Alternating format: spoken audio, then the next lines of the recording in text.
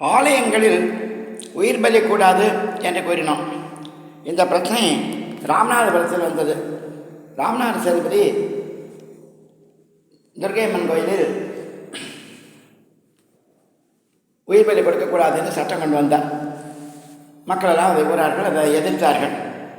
அப்போது அவர் கேட்டார், சங்கராச்சாரியார் சொன்னால் நீங்கள் கேட்டுக்குவீங்களா அப்படின்னு கேட்டார். கேட்டுக்கிறோன்னு சொன்னாங்க. அதே சங்கராச்சாரியாரை கூட்டின்னு வர சொன்னார். அவர் இந்த கோவிலில் பிள்ளையார் இருக்கான்னு கேட்டார். இல்லைன்னாங்க. எங்கேயாவது போய் ஒரு பிள்ளையாரை கூட்டு வா, ராத்திரியாக கொண்டு வந்து அங்கே வச்சு பிரதிஷ்டை பண்ணிட்டாங்க.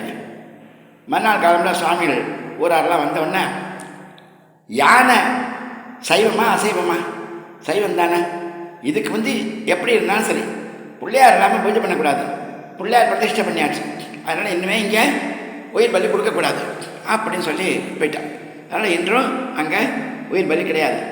இங்கே பாதக்குடியில் ஆதினமலை ஐயனார் கோயில் சிறப்பாக கும்பாபிஷேகம் செய்யப்பட்டிருக்கின்றது.